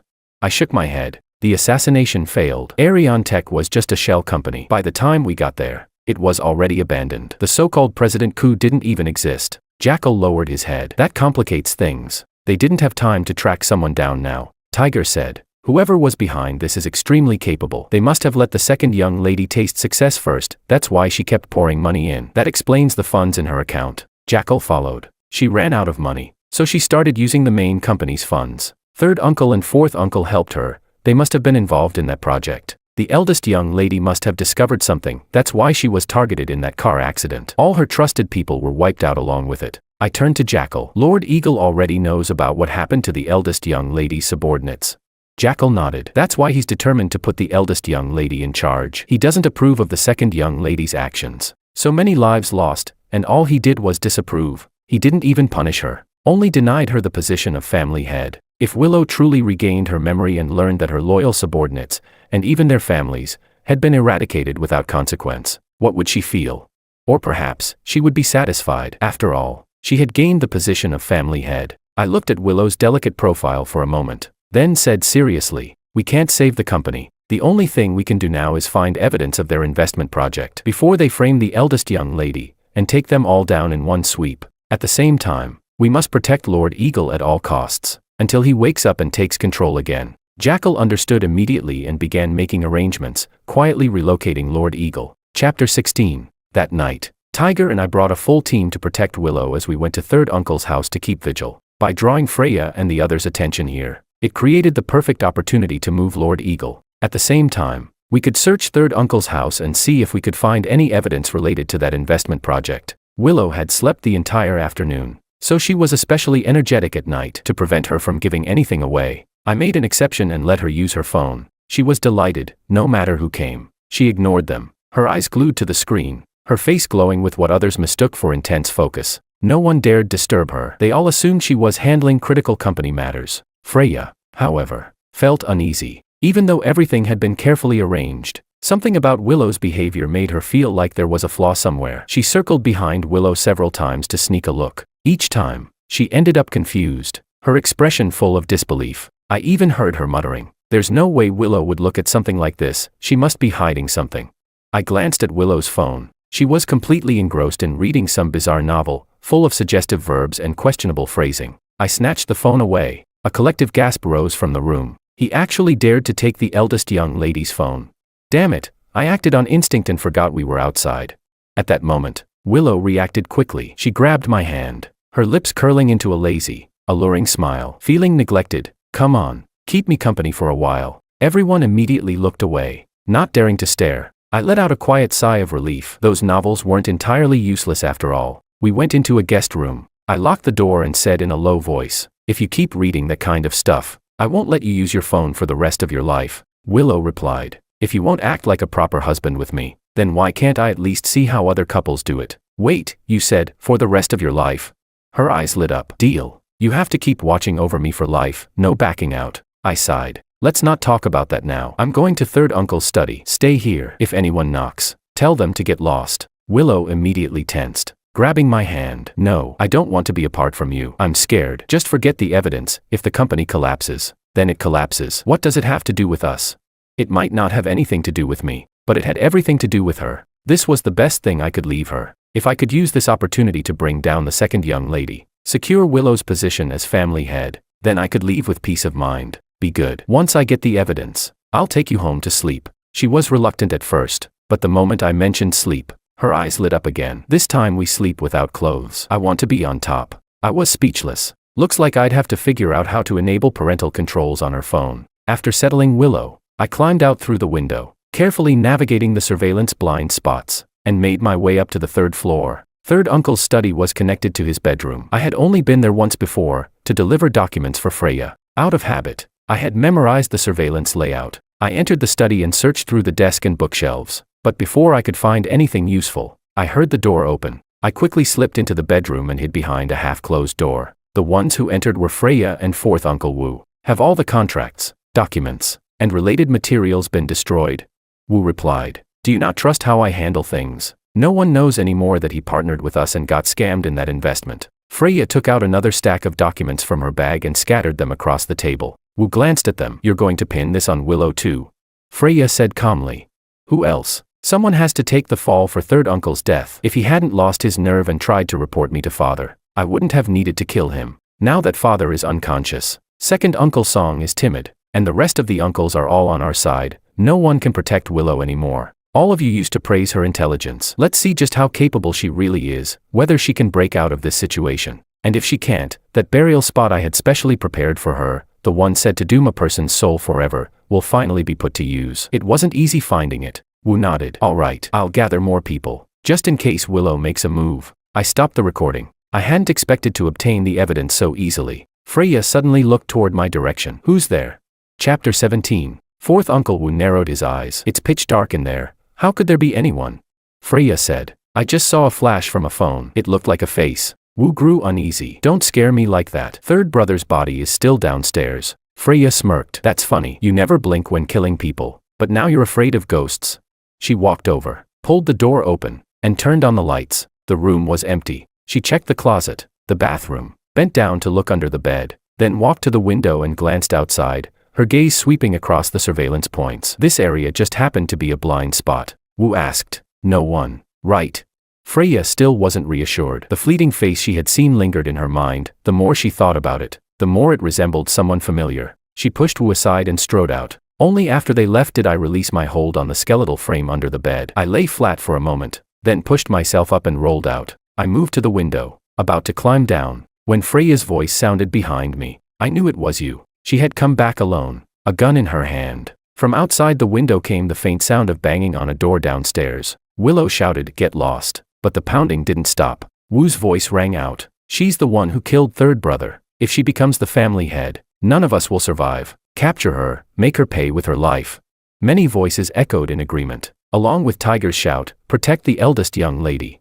Freya stepped closer. "Hand it over, George." I gave her the phone. She turned and tossed it into the fish tank. If you'd been this obedient earlier, it would have saved me a lot of trouble. Freya looked up at me. We've been together for 20 years. I truly don't want to kill you, George. I'll give you one more chance. Come back to my side. I noticed a reflection appear near the doorframe and said softly, "But you already have Makoto." Freya smiled. "I knew it. You're just angry with me. You haven't really changed your feelings. A cold-blooded woman like Willow doesn't deserve love. Come back to me. I'll treat you as well as before. Makoto is my lover, and you are my most loyal subordinate. I need both of you." I feigned hurt. "I don't want to just be your subordinate. You should know how I feel about you." Her gaze softened. "I know. That's why I'm giving you another chance." I asked, "Will I have what Makoto has?" She answered, "Yes." I slipped an arm around her waist, "Including you." Freya pressed her lips together and smiled faintly. "Has Willow really recovered her memory?" "Yes." "And why did father collapse?" "Because of third uncle's death. He was overwhelmed with grief. Lord Eagle is old. He's sentimental." Freya nodded in satisfaction. "Fourth uncle and the others probably aren't a match for Willow. Go kill her. I'll let you have me once." She lowered the gun, her fingertip tracing circles on my chest. "Any position you want, I'll satisfy you." "No." Makoto suddenly rushed out. "Freya, I love you so much. How can you betray me?" Freya frowned. "Makoto, stop causing trouble. Get out." The moment she was distracted, I moved, snatching her gun and pressing it against her temple. Makoto froze. Freya was equally stunned, unable to speak for a moment. "George, you dare kill me?" "Why wouldn't I? I've saved you countless times. Killing you once would still leave me at a loss. But now isn't the time. You'll need to come with me first." Makoto recovered and stepped forward. "George, let her go. I'll go with you." I sneered. "You. Not enough." Makoto snapped. "You." Freya signaled him with her eyes. I tightened my grip around her neck and fired a shot toward Makoto. Freya screamed. "No." Makoto reacted quickly this time, dodging and fleeing out the door. Only then did Freya let out a breath. "George, don't hurt Makoto. He's suffered enough. Whatever you want me to do, I'll cooperate." "Then let's go." I pushed Freya downstairs. The guest room door was already open. Tiger and his men were inside protecting Willow. Although fourth uncle's men outnumbered them, they hesitated, wary of Willow, and didn't dare charge in. Suddenly, Makoto leapt in through the window. Willow thought it was me at first, but the next second, a gun was pressed against her. "Miss, don't move," Makoto said. "You once broke this hand of mine. I can't hold a gun steady. It might go off." Willow showed no fear. The first thing she asked was, "Where's George?" "I'm here." "Fourth uncle, have your men step aside." Chapter 18. Fourth Uncle Wu hadn't expected Freya to be captured by me. When he saw Makoto succeed, he thought victory was within reach. Now he had no choice but to give way. Makoto shouted, "Don't move, George. The eldest young lady is in my hands. If you dare hurt the second young lady, she'll die with her. If you know what's good for you, release her now." I smiled as if I didn't care. "How long have I even been with the eldest young lady? That can't compare to the deep bond between you and the second young lady. Want to shoot? Then let's fire together." The moment Willow heard that, her eyes reddened instantly. My heart tightened along with hers, but I couldn't show any weakness. If Makoto gained leverage over me, she wouldn't survive either. Fortunately, she only looked hurt. She didn't do anything rash. In contrast, Freya's face turned pale. She shouted at Makoto, "Have you lost your mind? You're gambling my life against his." Makoto gritted his teeth. "He's been your simp for 20 years. He'd even give his life for you. I don't believe he'd actually kill you." My gaze turned cold. "Since you know how much I've given for her, then you should also know how much it hurt to see the two of you together. Do you really think I wouldn't pull the trigger? I pressed the gun harder against Freya's temple. Second miss. Since Makoto wants to grant my wish, then let's go to hell together. Don't. George. Don't act rashly. Everyone. Listen to me. Fourth uncle. Stand down. Makoto. Step back. You both release them, and we'll pretend none of this ever happened. After saying that, she saw Willow's reddened eyes and assumed it was anger, adding, Big sister, what do you think? All right. Fourth uncle ordered his men to stand down. Makoto pushed Willow forward, while I dragged Freya back into the courtyard. Tiger and the others moved behind me, waiting for an opening. Freya said, George, let me go. I promise you'll leave safely. Second miss. At this point, do you think I can still trust you? Our 20 years together. I laughed. Stop bringing up those ridiculous 20 years. I fulfilled my duty with a clear conscience. What about you?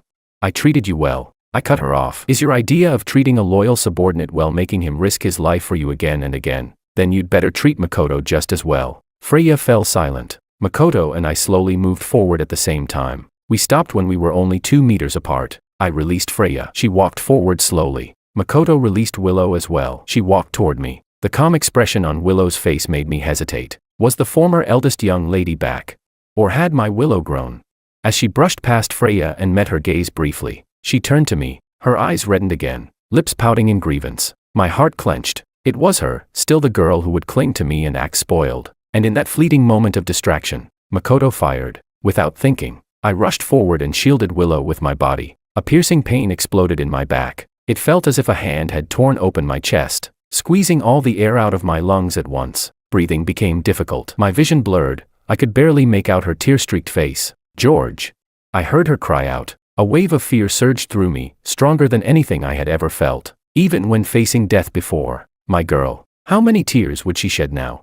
In my final moments of consciousness, I saw her snatch the gun from my hand. Her eyes turned cold and resolute. Before Makoto could fire a second shot, she pulled the trigger again and again. But the scream that followed wasn't Makoto's. It was Freya's. Chapter 19. Neither side continued the fight. The first priority was to send both me and Freya for treatment. I had only taken 1 bullet, but my injuries were far more severe than Freya's, because the shots Willow fired were aimed at Makoto, and without hesitation. He had dragged Freya in front of him to take the bullets. Freya was hit 3 times, but none of the shots struck vital points. Freya had always been protected by me. She had never imagined that one day, she would be used as a human shield. Makoto kept apologizing, tears streaming down his face, but not a trace of pity remained in Freya's heart. She looked at George, being carried onto a stretcher not far away, his blood trailing along the ground. The image of him throwing himself in front of Willow without hesitation struck her like a heavy blow. Only at this moment did she realize what she had lost. As she was wheeled into surgery and anesthesia was administered, she still couldn't help asking, George, the one who was shot like me, can he be saved? Please. You must save him. The doctor replied. We will do everything we can for every patient. Please rest assured. During the long surgery, Freya's mind replayed the past 20 years she had spent with George, like scenes flashing by in a montage. Their first meeting had been at the training facility. Lord Eagle had selected 5 children for her and Willow to choose from. At first glance, she had taken a liking to George, steady and mature beyond his years. But Makoto was too beautiful. He smiled, and that smile captured her attention. Seeing that Freya was looking at Makoto, Willow chose him. So Freya had no choice but to choose George. From that moment on, Makoto became a thorn in her heart. Especially when Willow deliberately tormented Makoto to provoke her, Freya's heart would ache, and she would wish she could snatch Makoto away immediately. But she had ignored the real reason Makoto was beaten. He was lazy, cunning, unwilling to endure hardship. Whenever danger arose, he ran faster than Willow. When caught, he would cry, make a scene,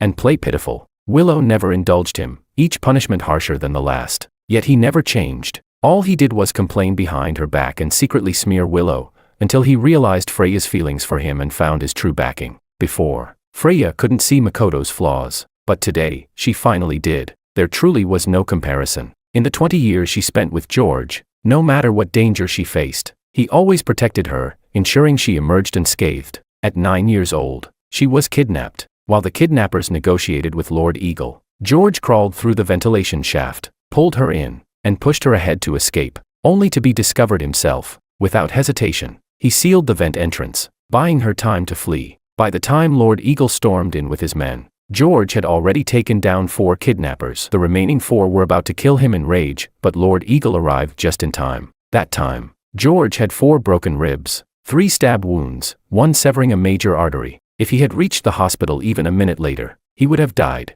At 11, she was targeted by one of Lord Eagle's enemies, a meticulously planned assassination attempt. They were driven into the mountains. George instructed the driver to veer off-road, disrupting the enemy's route. He hid her in the wilderness, then put on her coat and fled with the driver to draw the attackers away. When the Liu family's bodyguards arrived, George had just crawled out of a burning vehicle, covered in blood like a vengeful spirit, both arms severely burned, all enemies around him dead. At 12, during an avalanche, George held up a massive rock with both arms, shielding her from the storm. She stayed safe in his arms until rescue arrived. He, however, suffered severe hypothermia, his arms frostbitten to the point of nearly needing amputation. At 14, 17, 20, for 20 years, George moved between hospital beds and her side. He was a frequent patient in the operating room, the man who was too hard to kill, as the chief surgeon called him. She took pride in her flawless, delicate skin. George, in contrast, bore a body full of scars, always dressed in long sleeves and long pants. She loved his loyalty, relied on the safety he gave her, yet she couldn't resist being drawn to Makoto, feeling pain for him. In the end, she chose to abandon George and exchange him for the one she had long desired, Makoto, and the price was this: no one would protect her anymore. She was pushed in front of bullets by the men she loved, and ended up lying on an operating table. Chapter 20. In her hazy consciousness, she could still feel the cold and the pain, because she had rarely endured pain before. She cried uncontrollably, her body trembling in fear. A realization struck her. So this is the place George lies in so often. This is the pain he endures again and again. She remembered the restrained darkness in George's eyes behind her, the habit of always walking half a step behind, the steady reassurance of seeing him every time she opened a door. That year, under the cherry blossom tree, petals fell onto her head. George had raised his hand to brush them away, but she slapped his hand aside. She had said, "George, what I want is only a loyal subordinate." George lowered his hand and silently stepped back. Freya cried even harder now. This time, it wasn't from pain, but from regret. A love she had only realized too late. "I had a long dream. In that dream, it was the day we first met at the training facility. A young willow threw herself into my arms, crying, asking me to go with her. A clean, delicate little girl, her eyes red, her nose red, tears falling like shining pearls. I wanted to hold her close, but Lord Eagle burst in, scolding her harshly. As the eldest daughter of the Liu family, "You cannot be weak, you cannot cry," she protested stubbornly. "Why can my sister cry, but I can't?" Lord Eagle said. "She is the younger daughter. You are the eldest. The burdens you carry are different. Willow, from the moment you were born, you were never meant to live freely." Under Lord Eagle's arrangement, Willow chose Makoto, whose abilities were not outstanding, because only then would she be forced to grow stronger. Instead of relying on others, Freya, guided by Lord Eagle, chose me. So that was the truth. The memory had been too distant. I had misunderstood it all this time. The eldest young lady hadn't chosen Makoto out of affection. Lord Eagle had already decided the successor back then. For a long time after that, I couldn't forget that little girl who cried in my arms. But when I saw her again, she had become violent and cold, wielding a whip, beating Makoto until he was covered in wounds. Everyone feared her. She had become exactly what Lord Eagle wanted her to be. Gradually, I forgot her. I focused on doing my duty, protecting Freya. But Freya was too weak, too playful. My entire life revolved around her, just to keep her safe. Pouring all my energy into her made me believe I loved her. I treated her with sincerity, patience, loyalty, only for it all to be discarded and shattered. I became the biggest joke in the Liu family. And then, that little girl who once cried returned. Those eyes, once filled with violence, became clear again. She was clingy, playful, pouting, always burrowing into my arms, her soft hair brushing against my chest, leaving me helpless, yet unwilling to let go. The feelings I had buried deep resurfaced. My broken heart was pieced together again by her warmth, and each time she stood in front of me to protect me, it began to beat again, for her. Bang, bang. Gunshots shattered everything. All those beautiful memories vanished. What remained was the sharp, decisive figure, eyes cold, firing multiple shots without hesitation. I slowly opened my eyes. A dim, unfamiliar room. The air carried the familiar scent of body wash. This wasn't a hospital, nor was it home. The 4 drip beside me was still flowing, drop by drop, but my hand didn't feel cold. Following the tube down, I saw a soft, fluffy head. She had fallen asleep, resting on her arm, both hands gripping the 4 line, using her own body warmth to warm the fluid entering me. She was Willow, yet not the Willow I thought she was. The 4 finished dripping. I was about to quietly remove the needle without waking her, but she suddenly opened her eyes and skillfully pulled it out for me, stretching as she pressed down on my hand. The moment our eyes met, she froze, then smiled. "You're awake." She carefully nestled into my arms, her eyes slightly damp. "George, I thought you didn't want to wake up. You scared me. I missed you so much. I was so afraid." I pulled my hand away, then felt her tears soak into my chest. After a brief pause, I placed my hand gently back on her head and said sincerely, "You've worked hard, miss." She blinked. "Why are you being so polite? You ended up like this because you saved me. Besides, we're husband and..." I cut her off. "No need to keep acting, miss. Thank you for playing along with this amnesia game with me. If you have a purpose, just say it directly. I can't afford such kindness from you." Chapter 21. Willow lifted her head. The tears at the corner of her eyes hadn't dried yet, but a faint cold smile appeared on her lips. "How did you figure it out?" I said. "She wouldn't have fired the gun." Willow nodded. "Then I didn't fail completely. At least the earlier parts were convincing." A heavy ache settled in my chest. "So, you never actually lost your memory?" Willow narrowed her eyes slightly. "Were you testing me? Can you give me a reason?" Even if she wanted to take revenge on Freya, there was no need to involve herself like this, starting from someone like me, who meant little to Freya. As long as she secured the position of family head, that alone would be enough to make Freya lose sleep with anger. She leaned closer and asked, "George, was there never even a moment when you felt something for me?" I wanted to say no, but meeting her deep gaze, the words refused to come out. She got her answer and smiled with satisfaction. "George, I did it for you." What? Was I still not fully awake? Was I hallucinating? She said, "Your body is still very weak. I'll go get you something to eat." She stood up and left the room, leaving me completely confused. Half an hour later, she returned with hot food, helping me sit up and feeding me bite by bite. I wanted to say I could eat on my own, but I couldn't even lift my hand. "Don't rush," she said. "Recovery takes time. You lost too much blood and were unconscious for a week. It's normal to have no strength. The doctor said if you didn't wake up today, you would have become a vegetable. Is that so?" "I guess I'm hard to kill." She nodded. "Everyone in the Liu family says that. They say you're so hard to kill you could practically be brothers with death itself." I looked at Willow, unable to smile. She didn't say anything more. After I finished eating, she left, telling me to rest well. I noticed a phone beside me. It was mine. The one I had given Freya that day had been Willow's confiscated phone. The recording was still there. I saw nearly 400 missed calls from Freya, and over 600 messages, voice and text. Long paragraphs. I was too tired. After reading just 2, I couldn't continue. The rest likely said the same thing. Regret, apologies, asking me to return to her. Things she had never said before, she said them all. Even, "I love you." Willow pushed the door open. Finished reading. She was, surprisingly considerate. "I suppose so," she said. "Makoto has already been abandoned by her and sent back to the training facility. I brought him out. What do you want to do with him?" I thought for a moment. "He came from the slums. Just send him back there." Willow nodded. "All right, your decision. There's one more thing." She looked at me, hesitating. "Forget it. We'll talk after you recover. But you have to promise me, don't contact Freya without my permission." I hadn't planned to contact her anyway, so I nodded. She turned to leave. I called out to her, "Miss, have you listened to the recording I have?" "I have," she replied. "The old man woke up the day after you were injured. He still wants to maintain appearances, cover everything up. He suppressed the matter and forbade anyone from bringing it up again. That meant one thing. He wouldn't let a witness like me live." Willow continued, "Right now, we're both under house arrest in my apartment. Fourth uncle and Freya are managing the company. He's forcing them to return the money they siphoned." I asked. "Then third uncle died for nothing?" Willow chuckled. "You pity him." I asked again. "Why is Lord Eagle confining you?" She was the successor he had painstakingly cultivated. She said, "He's afraid I'll oppose him, afraid I'll run away and refuse to take over his broken empire." Her tone was so resigned that I couldn't help but laugh. "So why would you run? Isn't that what you've always wanted?" Willow looked at me seriously. "Which eye of yours saw that I wanted it? That kind of miserable job, who would want it?"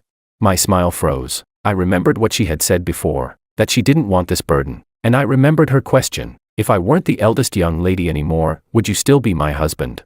So when she said earlier, "I did it for you," it hadn't been a hallucination. Chapter 22. A month later, my body could move freely again, but I could only move around inside the room. Outside, it was all Lord Eagle's people. Willow stayed in the room most of the time, just like before I woke up. Occasionally, she would go out, but Lord Eagle's men followed her every step of the way. The meals delivered each day were only enough for one person, so the two of us split them. The 4 drips were still brought in daily. She would pour them out and send them back. Presumably, Lord Eagle still didn't know that I had woken up. If he found out, It would be the day I died. I didn't ask her anymore why she was pretending to have amnesia. If I found out the truth, I was afraid I wouldn't have the heart to leave. Every day, as I kept recalling the details of that period, it all felt unbelievable. Someone so proud to her core, a high and mighty young lady, what did I do to deserve any of it? She never brought it up again either. When she was with me, she kept a proper distance. Only at night, when she thought I was sound asleep, would she come closer and gently lean against my back. God knows how much effort it took for me to resist the urge to turn around and hold her. I couldn't be with her. My ending would either be escape or death. There wasn't a single path that intersected with her future. Freya still called and sent messages every day, saying all kinds of pleading words, lowering herself completely. I had never seen her like this. Even when she was with Makoto, she had never been this humble, but my heart didn't waver at all. Still, in front of Willow, I would play Freya's voice messages over and over again. She also sent me photos, saying Makoto was dead. He died in a garbage dump in the slums. Not a single part of his body was intact, and his face had been destroyed. That kind of ending was more or less what I had expected for him. Letting him return to the slums wasn't out of kindness. I knew that after becoming Freya's kept husband, he had gone back there arrogantly, beating up everyone he used to dislike. Letting him go back was to make him repay all the debts he owed before leaving. Freya said, Makoto brought this upon himself. You should feel satisfied now, right? Since you're awake, come back. Okay. I just smiled it off and continued pretending to be dead, not replying, but I deliberately stared at my phone in a daze, as if reminiscing about the past. Willow watched from the side, the jealousy in her eyes impossible to hide. The way she looked reminded me of that willful young girl again. I almost couldn't suppress my smile. After I had figured out the situation outside and my physical strength had mostly recovered, I finally spoke to her. Young lady, I want to return to the second Mrs. side. I hope you'll grant me this. Willow clenched her fists, trying to keep her tone calm. She said, so you like her that much? Now that Makoto's dead, you can't wait to crawl back and be her dog? That was harsh, but I could only admit it. Yes. Willow let out a self-mocking laugh. Her eyes turned red uncontrollably. After spending so long with me, it seemed her ability to control her emotions had deteriorated. She said, fine. Listen carefully. She dialed Freya's number. The call was picked up almost immediately. Big sister, has George woken up?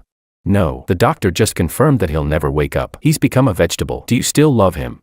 Without the slightest hesitation, Freya replied, I love him. Give him back to me. I'll take care of him for the rest of my life. Willow said, the position of family head, or George, you choose. Freya froze for 2 seconds before saying, big sister, what do you mean? Dad would never agree to let me be the head. He's always favored you. Willow said, if you choose the position, George stays with me, I'll die with him. If you choose George, then he's yours, but I'll take the position of family head and kill both of you. The moment Willow finished speaking, I already knew what Freya would choose. After more than 10 seconds of hesitation, Freya said in a low voice, I choose the position. Freya had always been selfish. When Lord Eagle demanded money from her, she had none. Only by becoming the family head, by becoming Lord Eagle's only daughter, could she have a way to survive. Between love and interests, she would always choose interests. Freya said, you better keep your word. Big sister. Chapter 23. Willow hung up the phone, raised an eyebrow, and looked at me. See how worthless you are now?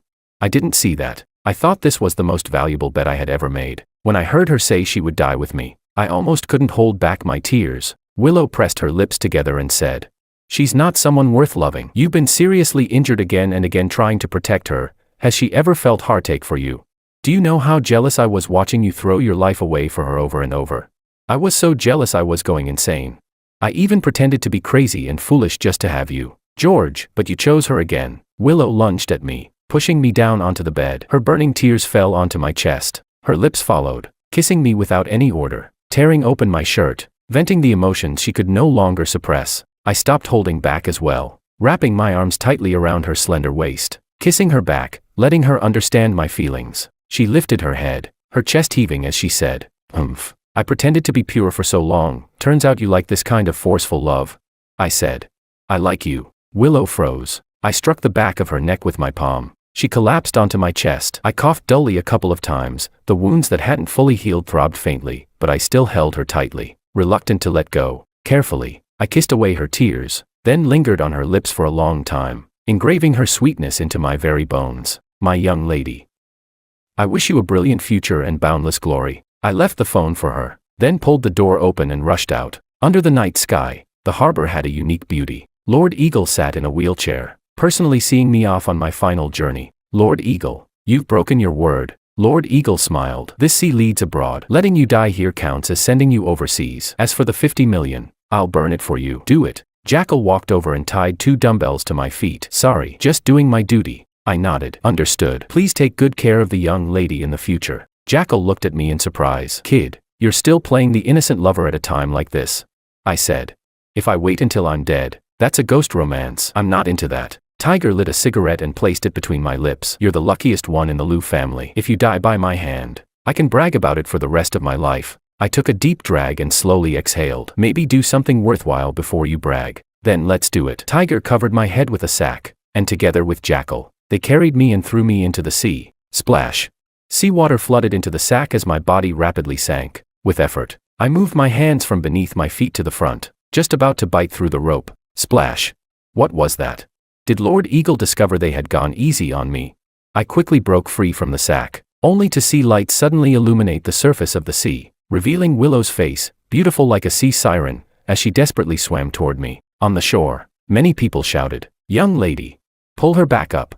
Lord Eagle shouted so hard his voice nearly broke. Many people jumped into the water, Jackal and Tiger taking the lead. I swam upward with all my strength, trying to get Willow to go back, but the dumbbells on my feet hadn't been removed. I lowered my head to untie them. The more anxious I got, the clumsier my hands became, and my body kept sinking. Before I could undo them, Willow reached me. She pressed down on my hands that were trying to remove the weights, hugged me tightly, and sank down with me. No, I shook my head at her. I never truly wanted to die, I just wanted to escape. Willow shook her head as well. From inside her clothes, she took out a breathing device and shoved it into my mouth. My eyes widened. I glanced inside her clothes. She raised her hand and slapped me. I was speechless. She had brought a small oxygen tank, enough for both of us to breathe for a while. We took turns breathing, sinking deeper and deeper. Jackal and the others, without weights, couldn't descend that far, and as the visibility below grew worse, all they could see was Willow holding me tightly as we sank together. Their lungs were about to burst. Left with no choice,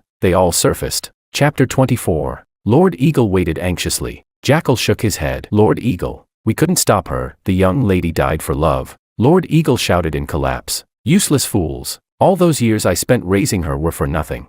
In reality, divers in the deep waters had rescued us. They left behind 2 corpses dressed like us, tied with dumbbells, sinking into the depths. After reaching shore, I looked at those divers. They were actually Willow's trusted subordinates. Confused, I asked, "They?" Willow rolled her eyes at me, gave me another slap, and dragged me into a car with a North City plate. After getting in, she shut the partition, stripped off her soaked clothes, and sat on me. She said, "Try pushing me away one more time." "I won't." I held the back of her neck and kissed her. Our tightly entwined bodies indulged under the shifting glow of streetlights, trembling, sinking, the flames we had suppressed for so long refusing to die down. That very night, we went to North City, changed our identities, and began a new life. I swore I would work hard to adapt to an ordinary life and find a job. Then I saw her 700 square meter countryside villa. Only then did Willow tell me, "I'm President Ku of Arion Technology." I was long tired of that life of fighting and killing, being bound at the top,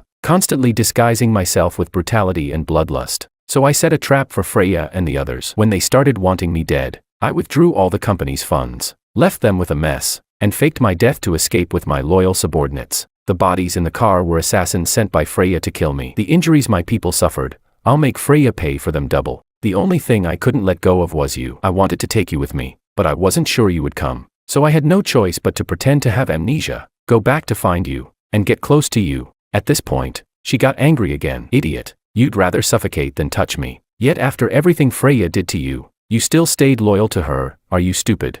I scratched my head. It wasn't for her. I just wanted to leave. So I didn't want to get too entangled with you. But actually, I already had you in my heart. If I had known you had an escape plan too. I gave a bitter smile. What was the point of all those days of painful restraint?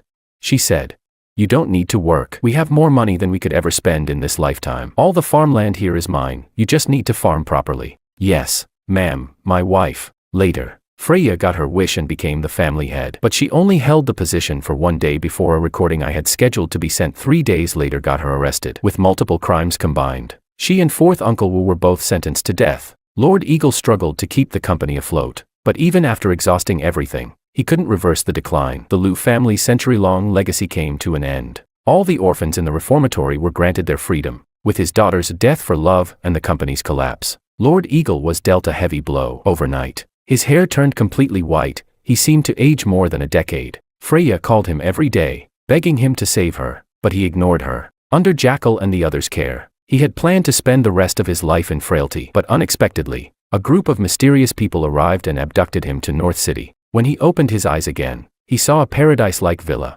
surrounded by the fragrance of fruits. 3 children were playing freely in the yard. Willow, heavily pregnant, sat on a swing chair, while I stood beside her feeding her grapes, massaging her shoulders and back, stealing kisses from time to time. He thought he was dreaming and stood there in a daze. Willow glanced at him but ignored him. I walked over and said, "Dad, that was a long journey, you must be tired. Have some watermelon to cool off. It's hotter here than in a city." Lord Eagle asked in confusion, "This isn't a dream, Willow." Willow stood up and walked toward the house. "Since you're here, stay. I'm not forgiving you, I just want you to see how well I'm living without you."